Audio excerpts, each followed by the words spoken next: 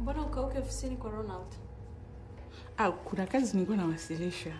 Kwa hiyo unataka kuniambia wewe ndio mfanyakazi bora sana kwenye hii ofisi? Yaani kila kazi ya humu ndani ndio wewe unaipeleka kule? Jamani, mbona nimeenda mara 2 tu? Wewe. Kwa makini na waume za watu. Kama ukisema mimi sikauki kwenye ofisi ya mume wako, na je wewe ambaye hukauki kwenye ofisi ya Adrian, tutakuweka kwenye kundi gani?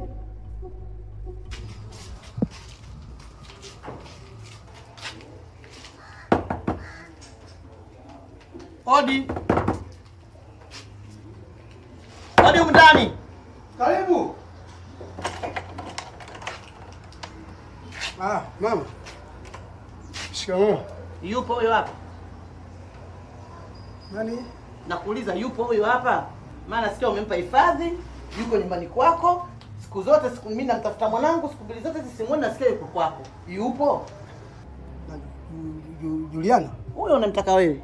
Naomba unitie. Juliana. Njoo.